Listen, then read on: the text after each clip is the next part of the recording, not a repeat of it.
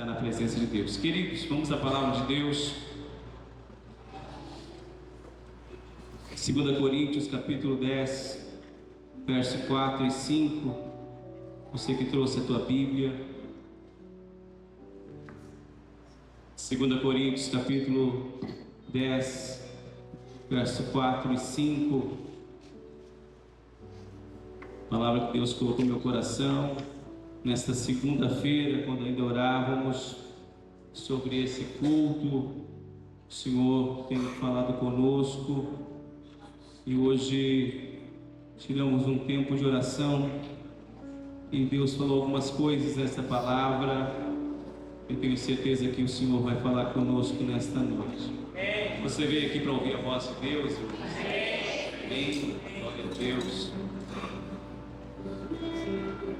As armas da nossa milícia não são carnais, mas poderosas em Deus para a destruição de fortalezas, destruindo os conselhos e toda altivez que se levanta contra o conhecimento de Deus, e levando cativo todo o entendimento à obediência de Cristo.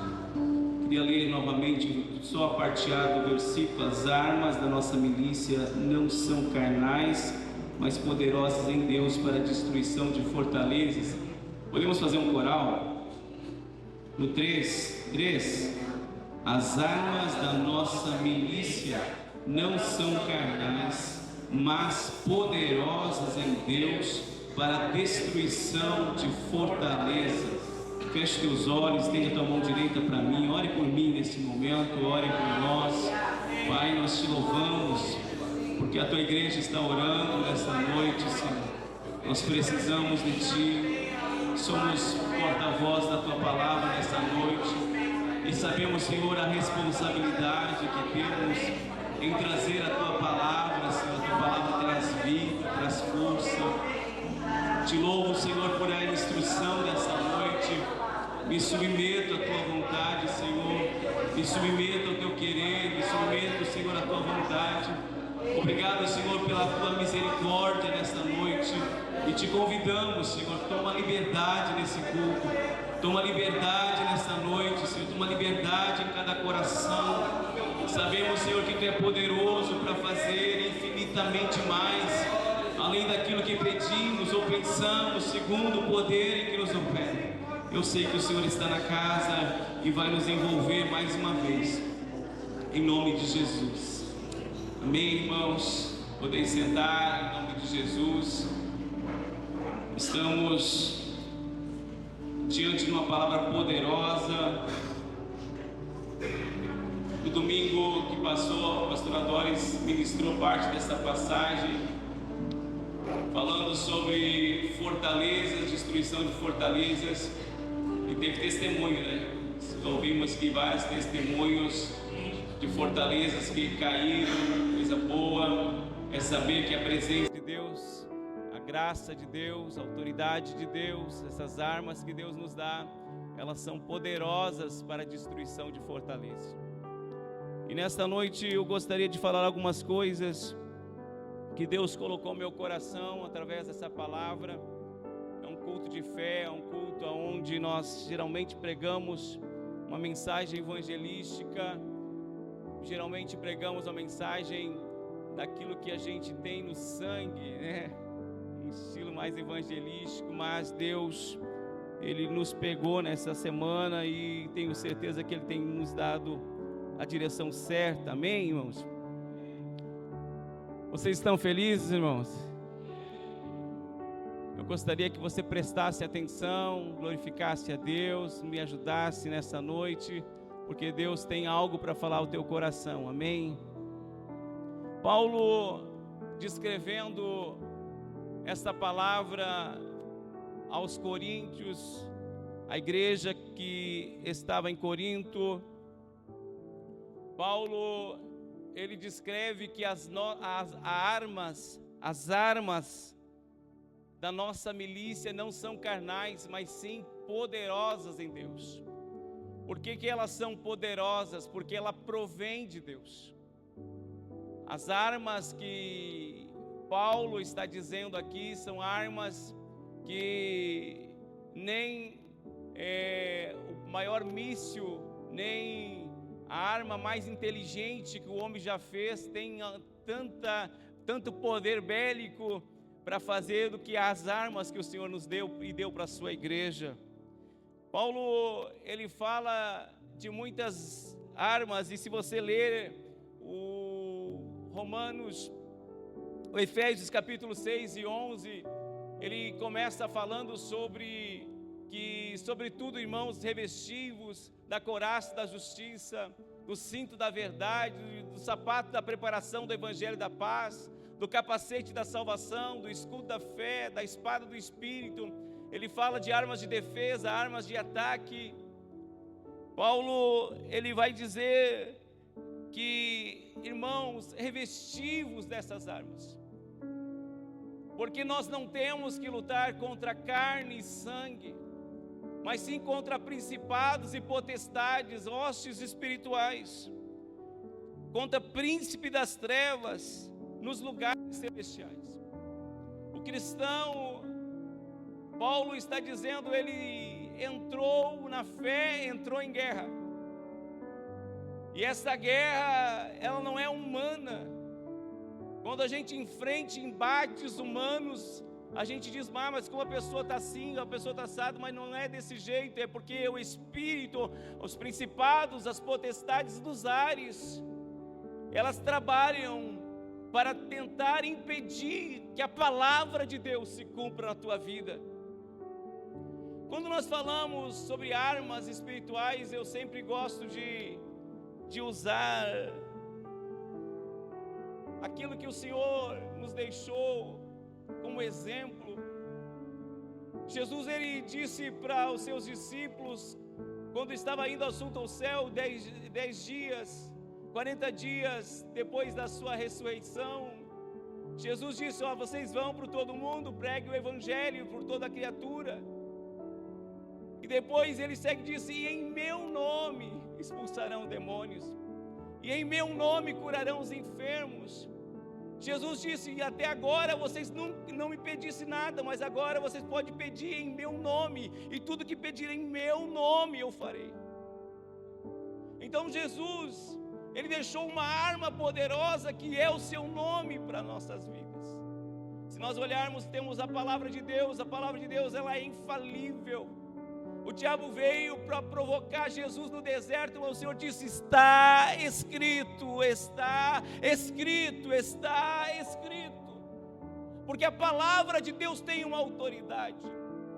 Quando nós olhamos, hoje, esse mês, estamos no mês da Páscoa, nós temos a arma do sangue de Jesus, o sangue que foi passado nas vergas do povo egípcio, e de repente o anjo da morte passava na porta, e a porta que tinha sangue, o anjo passava por cima e não tocava naquelas pessoas ou no primogênito que estava lá dentro. Deixa eu abrir um parênteses, irmão. Você não deve sair da tua casa sem clamar pelo sangue e pedir a proteção do sangue para ti, para a tua casa, para os teus filhos, para a tua família, para toda a tua linhagem, para tudo que leva o teu nome, para o teu patrimônio, porque o sangue de Jesus está disponível para cobrir você. Aleluia! E tem tantas armas que poderíamos falar, mas Deus me levou a falar da arma da oração.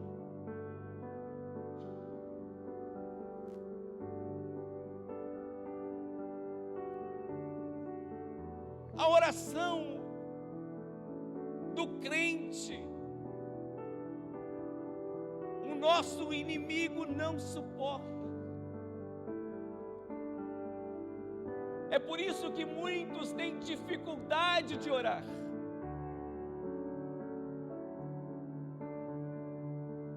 Consegue ler, consegue estudar a Bíblia, mas não consegue ficar na presença de Deus. Entra já logo saindo, é que nem dobra um joelho e o outro já fica de pé, parece que já quer sair na corrida, porque parece que é tão ruim orar. Tudo que o inimigo quer na última hora é que a igreja pare de orar. Pode continuar cantando, pode continuar levantando as mãos, pode continuar, mas se parar de orar, ele ganha terreno. É por isso que Deus despertou nós nessas madrugadas para clamar ao Senhor, mas não é só isso. Não podemos contar a vantagem de orar 15, 20, 30 minutos e achar que está tudo certo, e durante o dia 24 horas nós não oramos. Jesus nos deixou um modelo certo. E eu gosto de Lucas, porque Lucas ele é um médico, então ele é detalhista. E quando Lucas começa a descrever o nosso modelo, Jesus Cristo, ele começa descrevendo que Jesus ele vai ali para ser batizado. E de repente, quando ele é batizado nas águas, a Bíblia diz que Jesus ora a Deus. E quando ele orou, o céu se abriu. Jesus nos dá um exemplo. Você quer ver o céu se abrir? Ore. A Bíblia diz que Jesus ele estava durante o dia com a multidão. Lucas dizendo, no capítulo 5 de Lucas, ele fala, Jesus passava o dia com a multidão, mas de repente à noite ele ia orar. Ele passava um pouco e ia para o deserto orar. Apóstolo Luiz Hermínio diz que Jesus ele vivia, pregava de dia, orava de noite e descansava na tempestade. Porque Jesus, ele sentia a necessidade de estar com o Pai. Aleluia. Aleluia. Lucas registra 19 registros no livro de Lucas que fala sobre a oração. Em Lucas 6, no capítulo 6 e verso 12, diz que Jesus orou a noite toda. Escolheram os seus 12 discípulos, e no outro dia quando ele sai, ele escolhe André, Pedro, Tiago e João, e começa a escolher os seus 12 discípulos. No capítulo de número 9, no capítulo de número 11, ele estava orando e de repente alguém diz, Senhor, nos ensina a orar, como João Batista ensinou os seus discípulos. E ele disse, então, quando orares, dizei, Pai nosso que estais no céu, santificado seja o teu nome. E você conhece a oração. Tudo ele deixou um modelo. Aleluia. Eu louvo a Deus, irmãos, porque Jesus é poderoso. Sabe que eu aprendo em Lucas 9, ele fala que Jesus estava só na Cesareia de Filipe e aproveitou que estava só e orou. Querido, o que você faz quando está só? Jesus aproveitava o tempo. Os discípulos foram comprar comida e ele orou a Deus. Depois ele perguntou, o que diz os homens que eu sou? E Pedro disse, tu és o Cristo, Filho do Deus vivo. Jesus orou quando foi no Monte da Transfiguração, 8 dias depois, e Jesus orou e disse, Pedro, João, Tiago, vão comigo. E à medida que ele orava, a Bíblia diz que o seu rosto brilhava, suas vestes branqueavam, diante daquela glória, porque Jesus orava. Jesus orou quando estava no Getsêmani, quando a opressão caiu sobre ele, Jesus orou. Jesus orou quando estava sendo morto, pisoteado, esbofeteado, cuspido. Ele disse, Pai, perdoa, porque eles não sabem o que fazem. Jesus orou quando estava na mesa. Jesus orou. Ele é o nosso exemplo e o nosso modelo de oração. Certa vez conversava com uma pessoa e ela dizia, mas Jesus era Jesus. Jesus não precisava, mas ele deu o exemplo. Jesus deu um exemplo de intercessor. Lembra que quando Pedro começou a dizer: Senhor, eu vou contigo até a morte, e o Senhor disse para ele: Pedro, sabe, Satanás pediu para se andar com você, mas eu intercedi para que a tua fé não desfalecesse. Sabe o que o Senhor disse? Eu não estou tirando o inimigo, eu não estou eliminando o inimigo, mas eu estou dizendo para você: fortaleça-te. Então, Pai, tem misericórdia. Jesus deu um exemplo de intercessor para nossas vidas.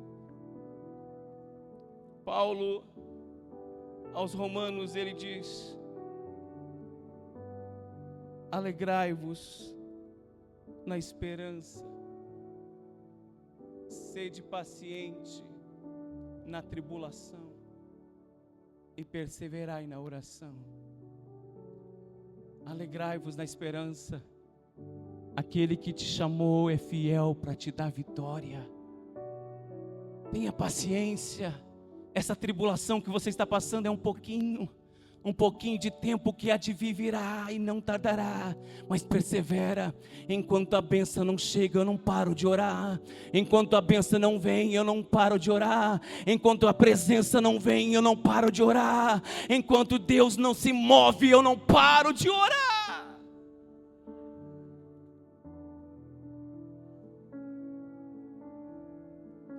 Queridos, quem já leu o livro de Atos dos Apóstolos, todinho? Quem leu mais de uma vez? Quem leu mais de 5 vezes? Quem leu mais do que 5 vezes? Nós deveríamos ler o livro de Atos dos Apóstolos, porque daí não é Jesus, é homens comuns que estão ali. São homens que perseveraram. Quando nós entramos no livro de Atos dos Apóstolos, nós percebemos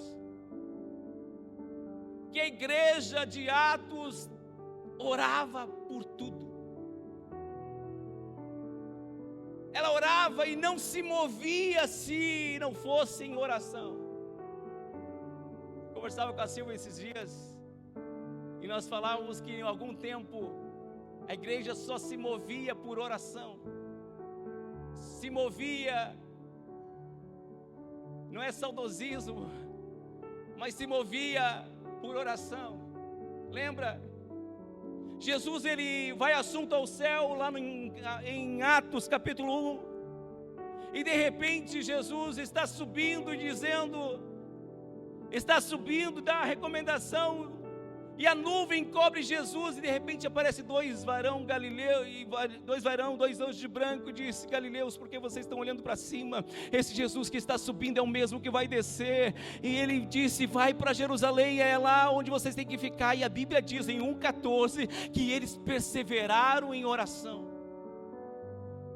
Eles foram ao caminho de um sábado e foram para onde? Para o culto de oração. Ficaram um dia orando. E qual era a oração? Manda o Consolador, Senhor, manda o Consolador. Ficaram o segundo dia, ficaram o terceiro dia orando. Na medida que eles oravam, eles perceberam que Judas Iscariote não estava mais ali, mas que o salmista tinha dito que esse espaço que de Judas seria suprido por uma outra pessoa. Então eles pediram: Senhor, nos dá a direção, qual é a outra pessoa? E botaram então Barsabás e Matias, que eram homens que viveram e conheceram os milagres do Senhor. E o Senhor disse: Matias, separa ele. Quando você entra no capítulo 2, você veja uma igreja orando, me ajuda. Quando você entra em Atos capítulo 2, uma igreja está E qual é a oração? É de manhã, irmão, é cedo. É cedo, porque às 9 da manhã o Pedro já estava testemunhando, dizendo: esses homens que estão falando em línguas estranhas, eles não estão bêbados, sendo agora 9 horas da manhã. E a oração, Samanta, era: manda o Consolador, manda o Consolador, manda o Consolador. De repente, um vento sopra sobre aquele cenáculo, desce fogo do céu sobre cada cabeça, línguas estranhas começam a sair de cada boca. Quando a igreja ora, irmão, Deus se manifesta. Você vai para Atos 3. O que ele estava fazendo em Atos 3? Me ajuda, estava orando. Quando você vai para Atos 3, você vai ver Pedro e João. Eu acho que o Pedro passou na casa do João, o João na casa do Pedro, e disse: vamos para onde, Pedro? Depois daquele unção de ontem, para onde nós vamos? Vamos para casa de oração. A hora nona, 3 horas da tarde. E a Bíblia diz que quando eles passam na frente da porta formosa, quem está ali é um paralítico que já estava ali há muitos dias. E ele diz: não tem prata e não tem ouro. Quando a gente vem para o templo, há uma concordância. Olha para mim. Irmão, a oração em casa é muito boa, mas quando você vem para o templo, há uma concordância. Você não está entendendo, quando você vem para o templo, há uma concordância. É por isso que nós estamos no templo hoje. Deus está concordando que vai derramar milagres sobre a tua vida nesta noite. Você vai para o capítulo 4, irmão, de Atos. O que a igreja está fazendo? Orando. Os discípulos são presos 2 vezes, são xingados e dizem: olha, você não pode falar mais no nome de Jesus, porque se vocês falar no nome de Jesus, vocês vão ser presos, vocês vão ser castigados. E ele disse: Pedro, você acha que nós vamos obedecer a você e deixar de obedecer a Deus? Então eles levam para a igreja dizendo: olha, nós fomos ameaçados, se nós pregarmos, vai acontecer tal e tal coisa. Sabe o que eles disseram? Atos 4:31, Senhor, olha para as ameaças. Eles não disseram: Senhor, pune os nossos transgressores, pune aquelas pessoas. Não foram o STJ, não foram pedir ajuda para o advogado, não. Eles disseram: Senhor, tu cuida deles, enquanto isso opera milagres, sinais, maravilha, enquanto pregamos. E a Bíblia diz que tendo eles orado, o templo tremeu, o chão se moveu e todos foram cheios do Espírito Santo. Ei, irmão, quando a ameaça vir, quando a depressão vir, quando as ameaças do mundo vir, você não tem que estar lutando contra a ameaça, você tem que entregar para Jesus e dizer: Senhor, enquanto isso está acontecendo, a tua palavra continua se cumprindo, a tua palavra continua verdadeira, a tua palavra continua fazendo milagre.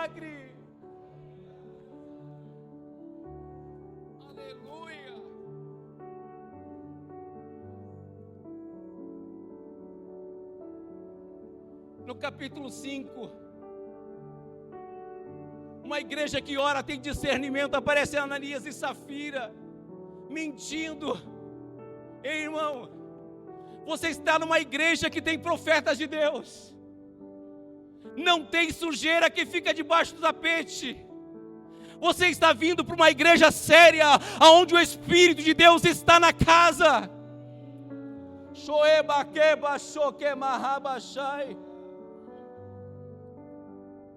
Quando uma igreja ora, tem discernimento. Quando uma igreja ora, o capítulo 6 de Atos, eles estavam orando e de repente, olha, já são 5.000 almas que estão se convertendo.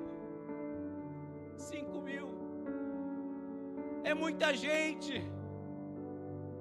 O que vamos fazer? Vamos achar alguns homens bons, sinceros, justos, retos, e vamos apresentar para o Senhor. Então apresentaram 7 pessoas, e o Senhor aprovou, e eles ungiram eles, abençoaram eles como os primeiros 7 diáconos da igreja.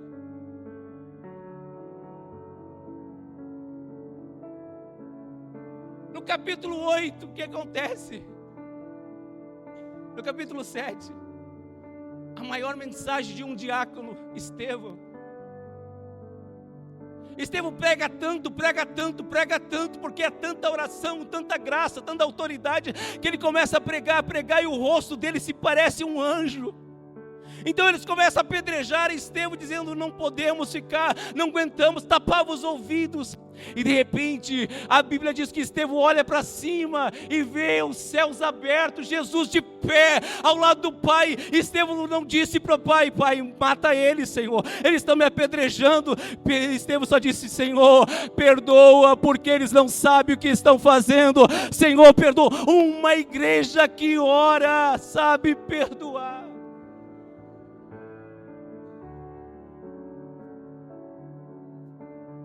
Se fôssemos dizer dos outros capítulos,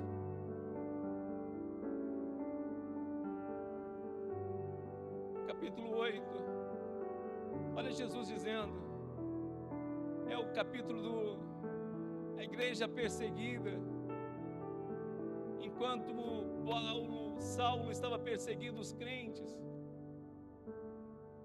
levando para a cadeia, estava fazendo uma arruaça com os cristãos. Uma igreja orava. E porque a igreja orava, Deus colocou Saulo no chão. Foi parar cego numa casa de Judas. Ficou 3 dias sem comer, sem beber. E quando Jesus diz para Ananias: Ananias, vai para a rua chamada direita e procura esse endereço. Sabe o que Jesus diz para ele? Olha, e esse homem está orando. O crente já nasce orando. Amém? E vai, porque você é vaso escolhido para pregar o meu evangelho. E assim por diante, queridos. Todo Atos tem, no Atos 9, Pedro, antes de orar pela Tabita, Dorca, ele diz: sai todos da sala, porque eu vou orar. E depois de orar, ele disse: Tabita, levanta. No capítulo 10, Cornélio está orando. No capítulo 11, a Bíblia diz que a unção era tão grande, e de repente Deus levanta os profetas, e se levanta o Ágapo, o profeta, e disse: ei, vai acontecer uma fome de 3 anos, fique atento. E aconteceu. Capítulo 12, enquanto a igreja orava em casa, Pedro era livre da prisão, que estava algemado. Capítulo 13, enquanto eles oravam, Deus disse: separa Paulo e Barnabé para a missão que eu tenho reservado. No capítulo 16, você vai ver Paulo e Silas na prisão de Filipos lá, amarrado no tronco, mas a Bíblia diz: à meia-noite, eles oravam e cantavam, a Bíblia diz que quem está triste ora, e quem está alegre canta. Quem sabe eles estavam tristes naquela hora, sabe o que vão fazer, Silas? Vamos orar. E quando começaram a orar, e de repente já se alegraram, já começaram a cantar, que já deram uns pulinhos. A Bíblia diz que um terremoto rompeu as prisões naquele momento, e todos os presos foram livres, porque quando a gente ora, Deus até manda terremoto. Amém, irmão? Amém ou não amém?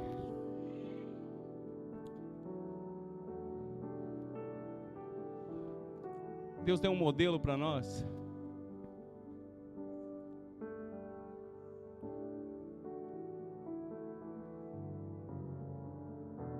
Deus disse para Salomão: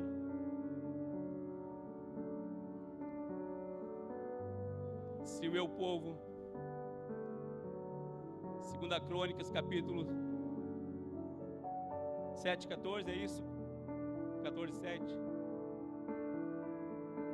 7, 14. Amém. Se o meu povo que se chama pelo meu nome se humilhar, buscar a minha face. Se meu povo que se chama pelo meu nome se humilhar, orar, buscar a minha face e se converter dos seus maus caminhos, então eu ouvirei. Perdoarei os seus pecados e sararei as suas feridas, sararei a sua terra.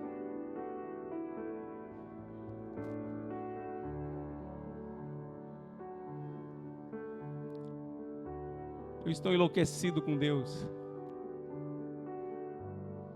Sabe, Emmanuel, uma vez perguntaram para Billy Graham, qual é o segredo do avivamento? E ele disse, são 3. Primeiro, ore. Segundo, ore. Terceiro, ore. Não ganho nada para fazer propaganda orando a palavra. Existe um modelo de oração de homens que pagaram o preço. Sabe, John Wesley no seu diário deixou escrito que um dia nas 3 horas da manhã, numa vigília, a glória de Deus foi tão forte debaixo de uma oração, que todo mundo deu um glória em uma única voz, que rompeu todo o silêncio. A Bíblia diz que Lutero orava 3 horas por dia.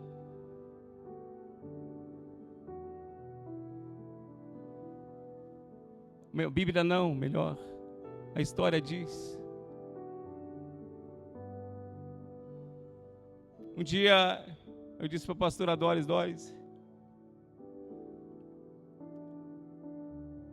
eu sinto que eu oro pouco. Eu estou orando muito pouco. Eu disse para ela, e ela disse algumas coisas que eu não lembro o detalhe, mas eu disse, olha quantas horas esses homens oravam. E ela disse também, você está medindo com quem está mais alto.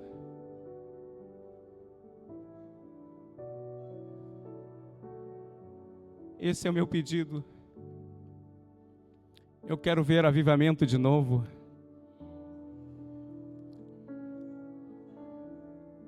Eu não me conformo em orar meia hora, 1 hora. Às vezes algumas pessoas dizem, para que orar tanto? Só ter as palavras certas.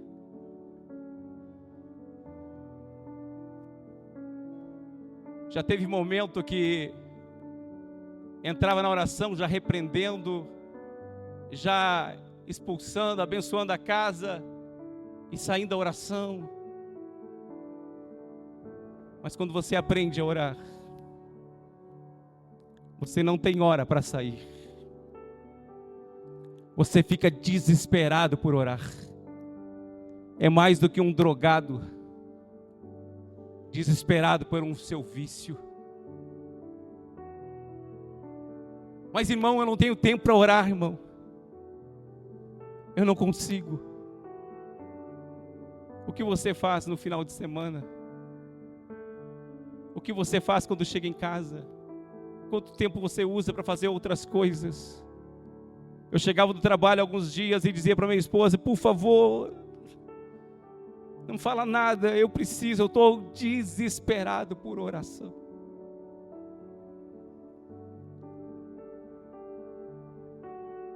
A minha oração, pastor Adair, a minha oração e o meu sonho é ver essa igreja orando.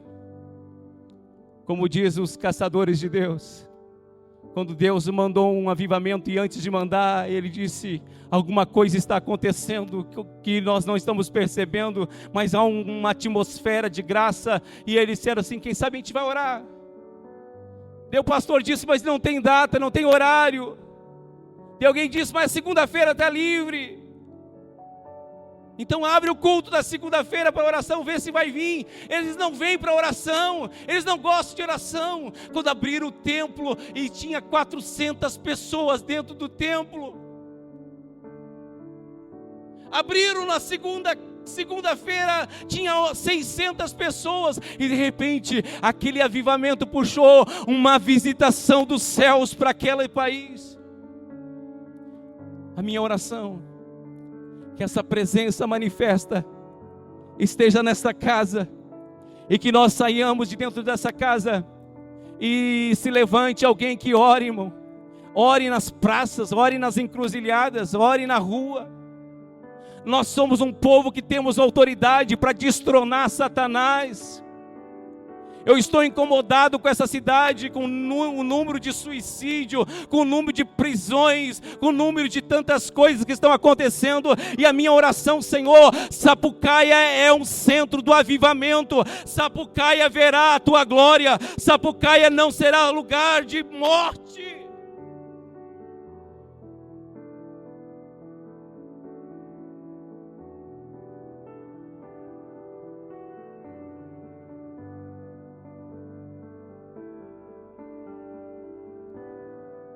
Se meu povo que se chama pelo meu nome se humilhar,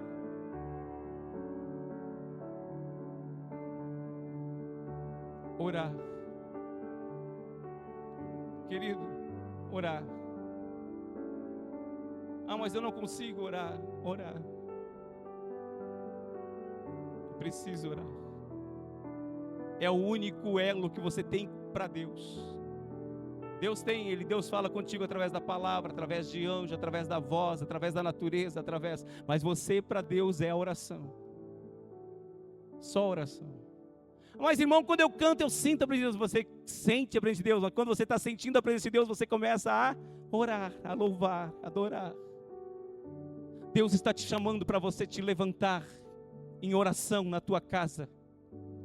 Os problemas, os debates vão acalmar, vão acabar quando você levantar um altar de oração na tua casa, na tua rua, no teu trabalho. Orar.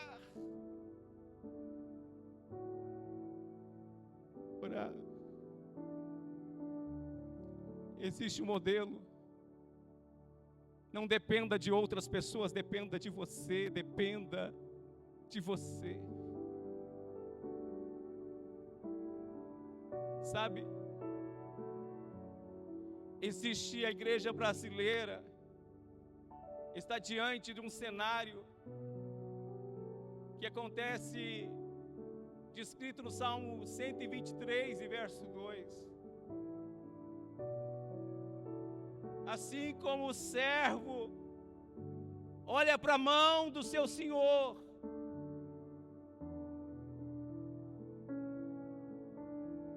assim os nossos olhos estão para ti, Senhor.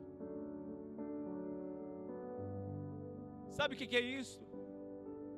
O senhor de escravos não permitia que os seus escravos olhassem no olho. Então a medida era baixa, era na mão. Se a mão apontasse como sentença, era uma sentença. Se a mão estendesse, era algo que estaria favorecendo. E muitos procuram a Deus por causa das suas mãos, por aquilo que Ele pode fazer. Eu venho na igreja porque Jesus pode me curar. Eu venho na igreja porque Jesus pode salvar meu casamento. Eu venho na igreja porque o Senhor pode me dar, pode me abrir uma porta de emprego. Eu venho para isso. Mas aqui, Jesus, o conselho de Deus é buscar a minha face.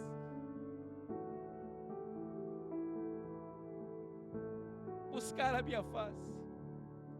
A Cauane pregou 3, 4 meses atrás sobre a glória, alguma coisa parecida, aqui no sábado.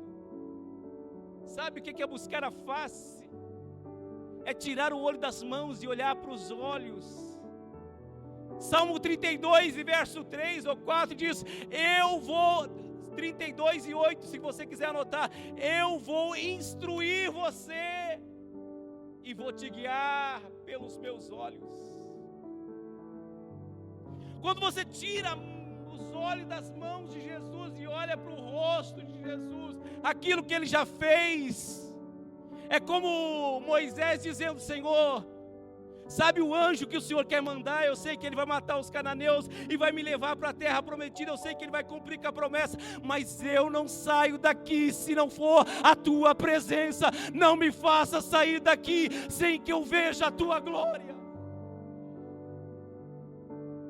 A igreja tinha que ser um local onde as pessoas se apaixonassem em conhecer a beleza de Deus e dizer: Senhor, eu não venho por aquilo que você faz, eu venho por aquilo que o Senhor já fez. O teu sangue é suficiente e eu quero beber desse rio.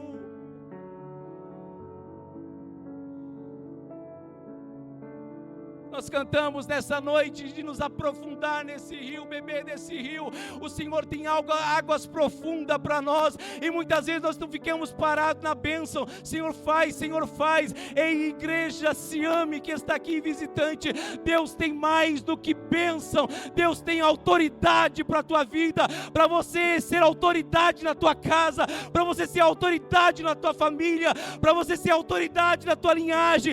Deus tem para você uma unção sobrenatural, mas Ele espera de você, se levante em oração.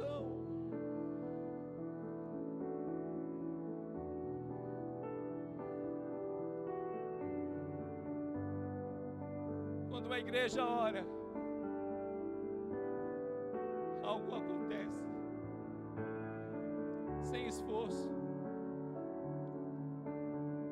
Quando uma igreja ora, esse ambiente fica saturado por uma presença, que o pecador chega no ambiente e diz: oh, eu estou sentindo que eu estou pecado, eu estou sentindo que eu estou falho, porque parece que está alguma coisa. Sabe o que é isto? É a presença do Senhor dizendo: ei, esse lugar é santo, tira a sandália dos seus pés, porque esse lugar é santo. Oh, eu sonho por esse tempo, que a graça de Deus vai estar tão forte, o peso da glória vai estar tão forte, que você vai entrar falando em línguas estranhas naquela porta, o paralítico vai ser curado na chegada, porque o Senhor ainda é o mesmo.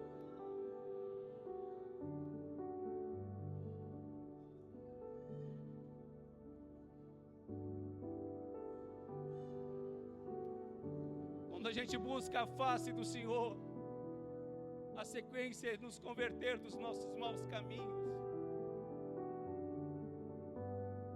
Ninguém que é confrontado pela santidade de Deus permanece o mesmo.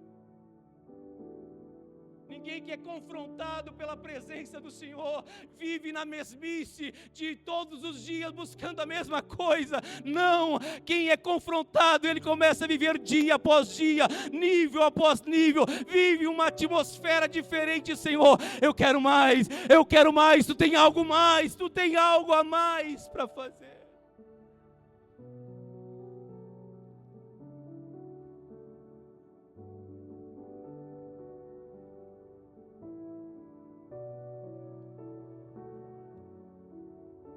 O teu marido vai voltar para casa depois que você voltar a orar. Teu filho será livre das drogas quando alguém se levantar em oração na tua casa. Essa doença vai ter que dar espaço à presença do Senhor. Pai, mas irmão, eu já orei tanto tempo, irmão. Quem ora vive o sobrenatural. Mas a porta não abriu, ela vai abrir, irmão. Ela vai abrir. Deus está te preparando para receber o milagre, mas o milagre vai acontecer. Não importa o tempo, quando você vive na presença do Senhor, o tempo é nada. Amém? Tem alguém que está entendendo essa palavra?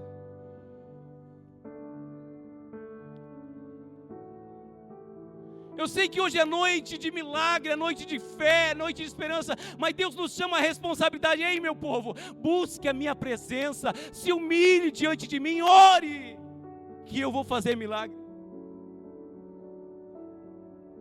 Eu creio, irmão. Eu creio. Te coloque de pé nessa noite.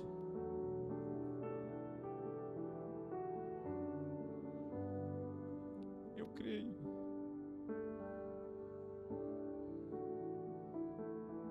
Sabe, todos os avivamentos que aconteceram, não começou com 10.000 pessoas. Todos os avivamentos que aconteceram no meio do país da Europa, América, começa com 1, começa com 2, e eles se juntam para oração.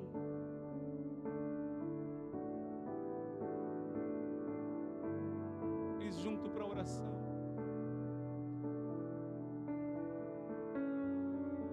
Em alguns avivamentos, depois que o Espírito Santo desceu no primeiro dia, o segundo dia já está lotada a igreja. Sabe,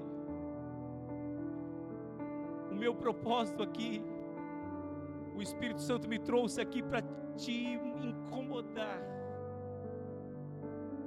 E eu não espero que alguns vão aumentar a dose de oração. Eu não espero que muitos vão aumentar a dose de oração, mas eu espero que alguns. E se Deus levantar mais um, vai